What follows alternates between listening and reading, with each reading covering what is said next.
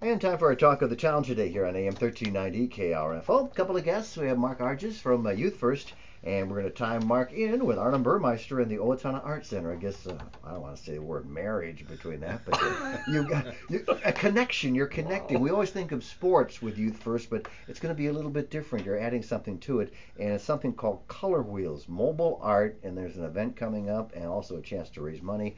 Start off by talking about Color Wheels. What are we talking about? What is that? Morning, Lauren. First thing is that Mark came to us with this proposal of Color Dash, us meaning to the Art Center, and said they'd like to tie this in a little bit with, typically they've done a tremendous job with all of the youth athletic activities, and let's get some art included. And we were very interested in that, and we had this project that we were trying and thinking of developing, Color Wheels. I describe it as like a bookmobile, where we take an art project, and the project depends on who wants it, and it can vary, and we move it to them off-site. So we're hoping that we can promote this and get a few funds and get this Color Wheels off the ground, and we can move it around the community. It could be to youth, it could be to company parties, it could be to senior citizen centers, whatever it is that people want to do something with art. Okay, well, let's play make believe. Let's say you have it here in the KRFL studio. For example, what am I going to be looking at? This color. What do I see here? That's going to okay. It's going to depend on you. It's going to be a project. Okay. So you're going to say we're interested in designing, painting some sketches of this, and you'll have a contest. You and the rest of the staff who can make the best one, and you have an art instructor that will teach you to do that. So we've tied in with Youth First on the Color Dash, and so we need a lot of registration, a lot of people, so that we can get some of this going. Okay, and again, one of the big fundraisers is that Color Dash. That's set for Crazy Days, the 25th. I think we're familiar with what it is, but just in case, talk again. What is Color Dash, and how do you take part? Sure. Well, Color Dash has been around. It actually originated here in Owatonna, and they've done a great job. They've got a national presence now. They're doing these 5K fun runs all over the country, and we've had some experience with them the last couple of years. We've done one in Albert Lea, and it's been just a great family experience. You go out and you run and do a 5K, and you can walk, you can run. Not a lot of serious runners necessarily, but joggers and walk, run, that kind of thing. We get kids with in strollers where mom's pushing them, or they come out as families. It's just a great environment. And then every kilometer or so, about every mile, you got a color station where you get some of this non-toxic, colored cornstarch stuff thrown at you, and it kind of paints you up. So we thought it's kind of like a living portrait in a way, the color piece and just the fun of it, and the art center, it seemed to really tie in with their project. And so we're excited, and this is a Youth First event this year, so what we're trying to do is on an annual basis put together a certain number of community events that we think will be sustainable year after year, where people can plan for them, and they're raising money for great causes. And we've got great partnerships already with the city of Owatonna and Park and Rec, and so it seemed to make sense. And so we're starting down on Vine Street downtown, and the goal, like you mentioned, it's Crazy Days weekend, so we thought, wow, there's some great local businesses downtown, and there's going to be some of these art projects like the Color Wheel. We're going to demonstrate some of that on the green downtown. So we want people to come out, hey, have fun, do the Color Dash, help us raise a little money to share with getting that off the ground as an outreach program with the Art Center, and then hang around and spend some time downtown, check it out. So. Okay. And if someone wants to take part then in Color Dash, what do we do? Well, it's real simple. The registration is all online, so it's CD5K, so the letter C, letter D, 5K.com. And you can just go right out there and find the Owatonna date and location, and it takes you right to the registration page, and you just sign up. And we're in the process this week of sending out some information to a lot of the larger employers like Mayo and Alina and Federated Winger and those folks, Viracon, with some corporate discounts where, like, if they want to put a team together, they can get maybe another $5 off each registration, that kind of stuff as a team, and just have fun with it. We've had people show up in costumes and all kinds of fun things. So it's a really fun environment. There's a lot of music and a lot of just fun family things to do that morning. So okay, and we'll talk a little bit about Youth First. I think sports, we think young people, but what does it actually entail? Are there people who actually become members of Youth First, or do you put the stuff on? Anyone can take part? Talk a little bit about Yeah, Youth well, First. right now, we're focused on really three things. We talk about connecting conduct, character, and community. So We've got initiatives around each one of those. I would say that our event structure, like with Color Dash and part of our community initiative, is partnering with folks like the Owatonna Arts Center, where it's a great resource, and it's available to all kids. You don't have to be an athlete. There's a lot of student athletes that are in art and band and music and all those kind of things. I think we're really fortunate that way.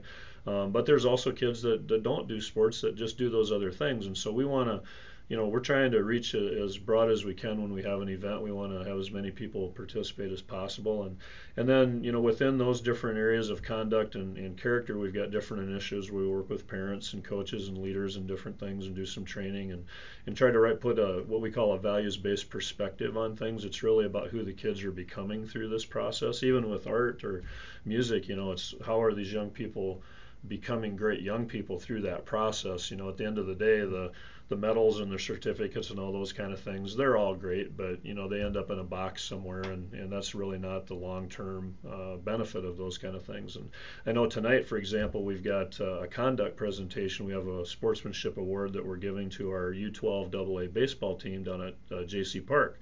And so at 6:15, we'll have a little presentation down there with the parents and the coaches, because they were voted by the umpires in a tournament recently for their conduct and sportsmanship. And it's not just the players and the coaches, but also the parents. And that's a big deal for us. It's how do we include the whole of the family in that process. And so we're going to be giving them a special award tonight, making it a big deal.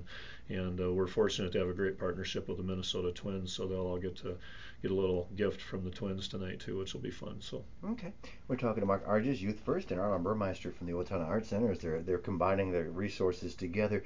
Now, this Color Wheels we're going to have on Crazy Days the 25th, where the old theater was. We'll have a chance to look at some artwork and stuff. Have you heard yet what we're going to be looking at? You have till Friday to sign up, by the way.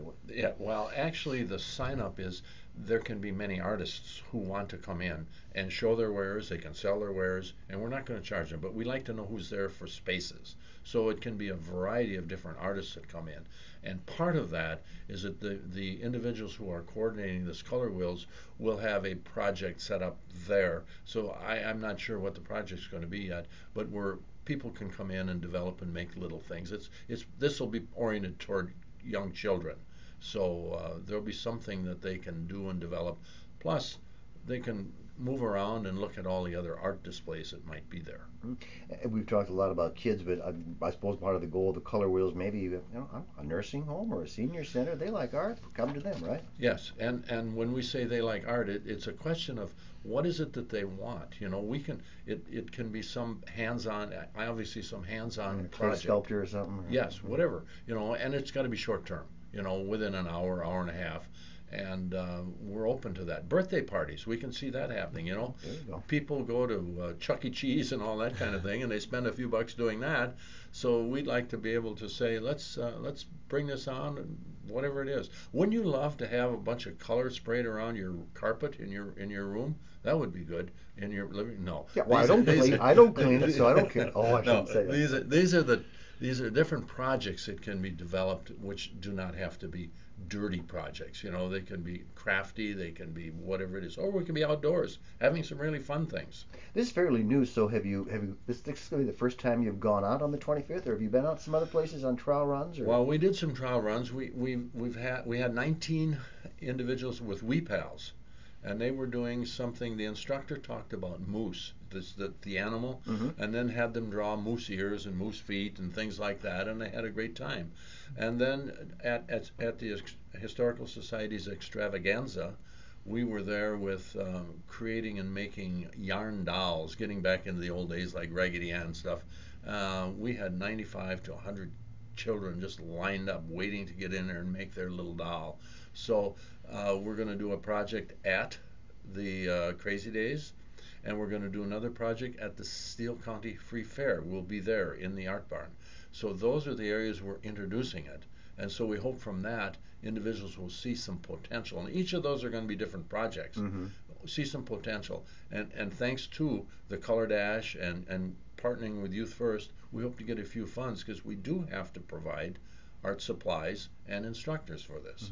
So you couldn't call up right now and say, come on out. You're just laying the groundwork, and you'll make the announcement when you're ready to let her fly. Call us and we'll give it a try. We'll do it. You'll try. Yeah, we will. We'll make it work, even right now. Okay. You bet. All right. And again, it's coming up on the 25th. We'll just kind of recap it in a minute, but some other things happening at the Art Center that you'd like to talk about. I know Sunday you have your Secret Garden tour. Well, you just mentioned the Secret Garden tour, but we shouldn't really talk about that, should we? It's secret. Yeah, it's coming up someday. We can't tell you when. The Secret Garden tour is on the 19th.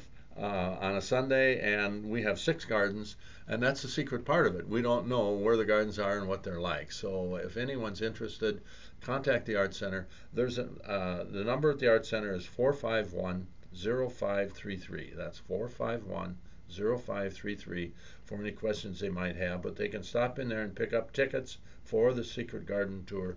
And then there are a variety of project or exhibits and so on that are coming. Right now there's one with Dee Teller, and she's very popular with her painting of horses and so on, and there's a sculptor by the name of David Hajduk, who is from the St. Peter Kasota area, and he worked with Granlund from was at Gustavus, quite a well-known sculptor. A really important aside to this is David Hajduk was a student of mine when I was teaching at St. Peter High School, so I don't know, he must be really young. I was going to say something smart the other way, but you beat me to it. So no, there are a number of things. August 2nd, it's Coda Music, and we have Healing Arts reception. We're providing a lot of hangings, if you will, for the hospital on the walls, and we do the same thing at the Initiative Foundation. So the art keeps changing. So we work with those institutions. Okay.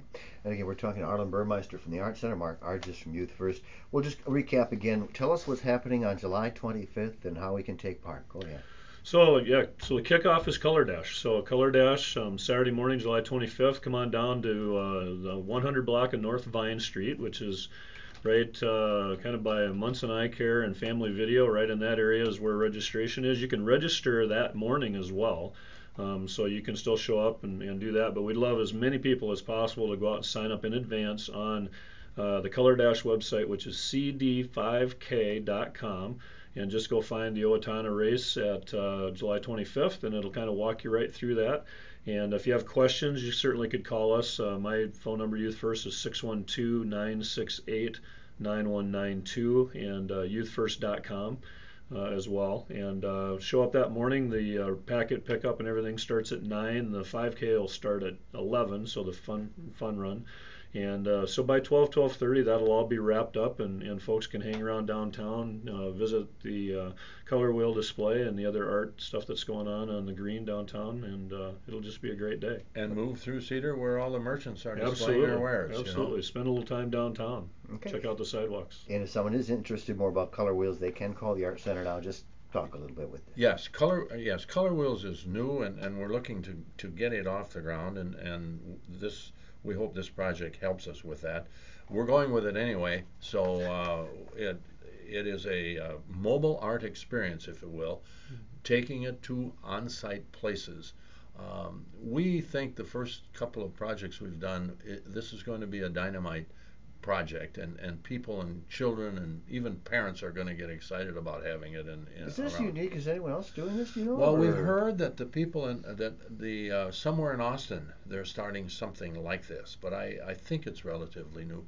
You know, everything is changing, isn't it? You know, and so we used to think, well, you come to us, we'll have a class here and a class there. We need to be more portable. We need to go and say, here we can bring this to you. Okay, and that's our talk of the town for today here on